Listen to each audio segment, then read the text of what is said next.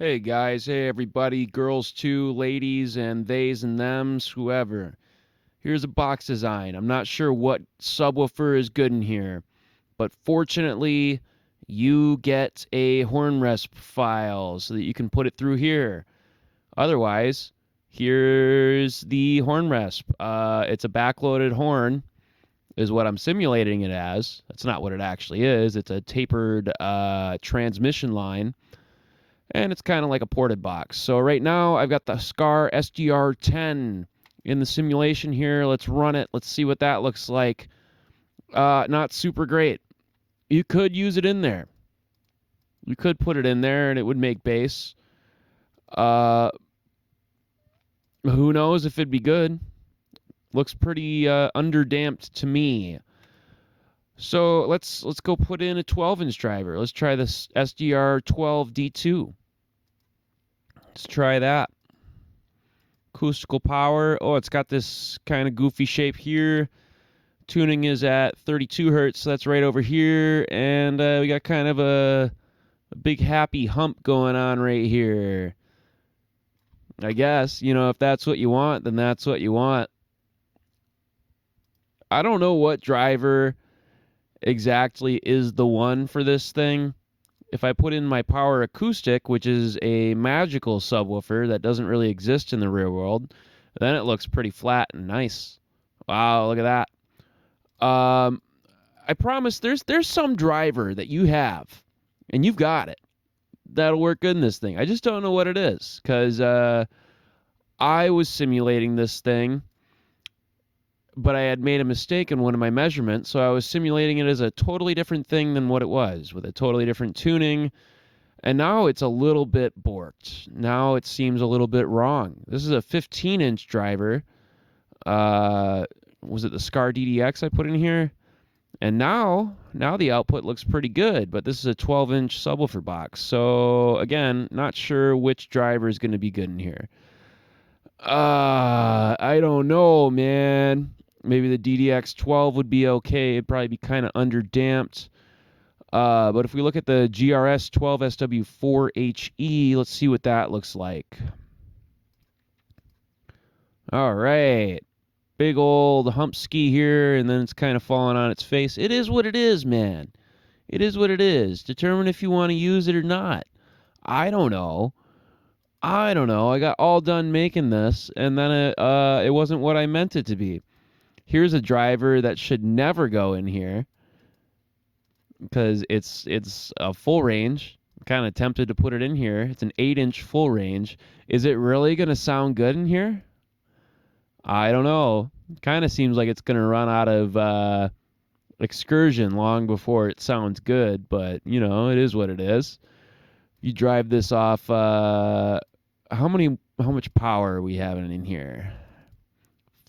32 hertz, a whole 1 watts. Oh yeah. But that's way more than you need. It's way more power than you need with one of these GRS drivers.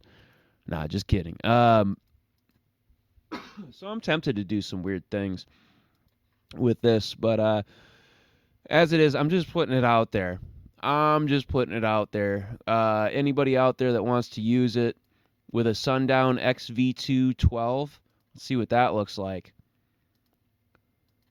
All right, so that's what basically every plot looks like with this driver. This Sundown driver absolutely smashes the tuning frequency, and then not so much other things. So that's not bad. That's what that driver does.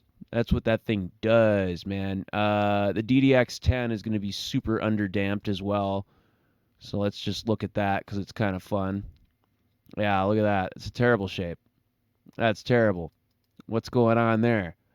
Let's go to Loudspeaker Wizard and let's turn the BL down and see what that does.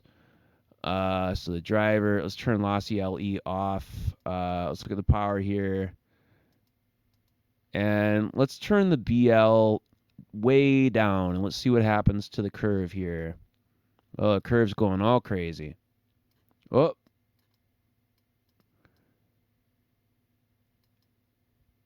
Yeah, so I don't know what's going on with this box. BL was like 14 point something, was it? Oh man, I don't know what's going on with this box. Oops. Oops. What am I doing? Oh no. Oh, there we go. Got it. There we go. You didn't see that, did you? So what should we change here? The moving mass of diaphragm. That's not going to really help us. Let's see what happens when we do this. Change the suspension. Okay. Let's stop doing that. Let's go the other way. Well, that's pretty fun. Oh, it made the FS really high.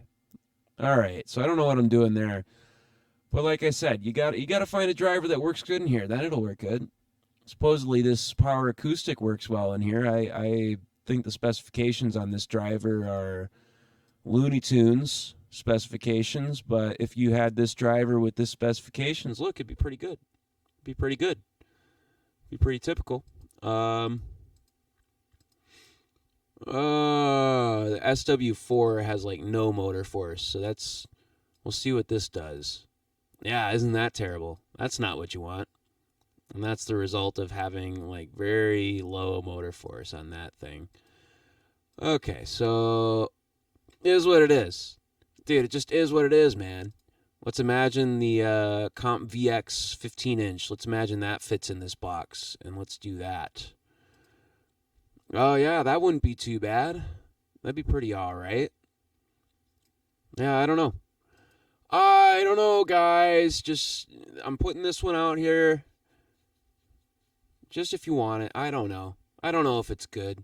I think it's kind of not good. I think it was better, at least on the simulation, when this part right here was narrower, which tuned it a lot lower. But that's not the way I modeled it, and if I made it narrower, you would probably get a bunch of farty, choofy noise, so I don't really want to do that. Geez. I guess it's just a ported box, basically. Tapered TL, but it's not doing what I want. I'm sad. I'm very sad. I'm very sad, guys. I'm very sad I did the simulation wrong.